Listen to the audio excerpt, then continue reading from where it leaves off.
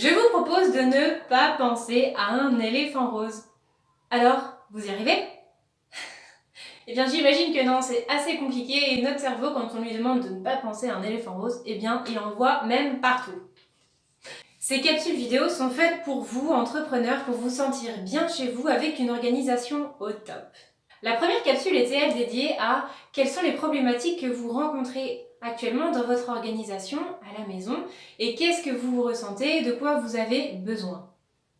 Cette capsule numéro 2, eh bien, elle est focus sur vos priorités. Est-ce que vous savez là quelles sont vos priorités? J'ai eu envie de faire une démonstration qui est vieille comme le monde mais qui fait toujours son petit effet.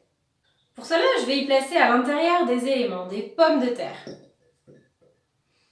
Et si je vous demandais si ce pot était rempli, il est possible que vous me répondiez oui.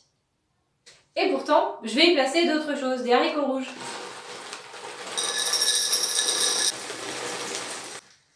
Et si je vous demandais s'il était plein, ce bocal, il est possible que l'un d'entre vous me dise « Mais non, il n'est pas plein, c'est comme notre agenda.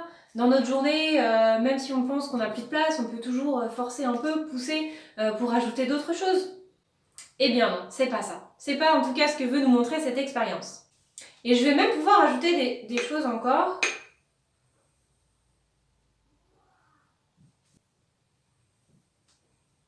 Et voilà, pour la dernière étape, j'ai introduit des graines de pavot qui sont venues se glisser entre les pommes de terre et entre les haricots rouges.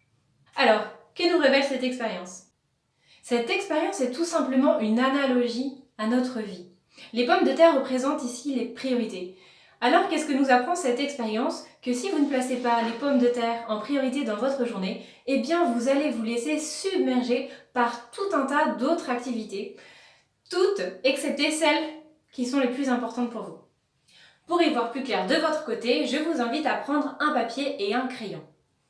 Quand c'est fait, tracez deux colonnes. Une colonne pour les priorités personnelles et une colonne pour les priorités professionnelles.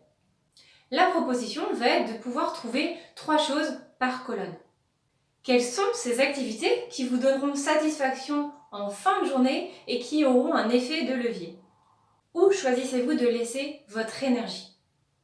Pour la colonne des activités personnelles, est-ce qu'il s'agit d'avoir du temps pour vous? Est-ce qu'il s'agit de vous occuper de vos enfants à qui il faut faire l'école et qu'il faut aider à s'occuper tout au long de la journée? Est-ce qu'il s'agit de l'intendance de la maison?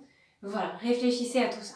Et maintenant, pour la colonne des priorités professionnelles, il faut savoir que les personnes ou les situations sont différentes.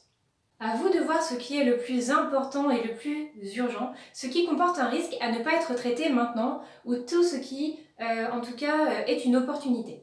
Autre exemple, pour un indépendant dont l'activité professionnelle serait complètement à l'arrêt, là l'idée c'est de réfléchir différemment et de se poser la question « Ok, là qu'est-ce que ces derniers temps j'ai absolument pas eu le temps de faire? Quels sont les domaines, les activités où ça s'est accumulé et où j'aurais justement...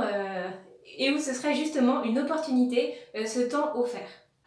Par exemple, un retard dans l'administratif, la comptabilité, sur la communication par rapport au site internet, ou sinon est-ce que ce serait plutôt une opportunité pour plus tard tout simplement, quels sont les projets que je pourrais développer, les nouvelles offres que je pourrais mettre en place. Aussi, comme je le disais, chaque situation est unique.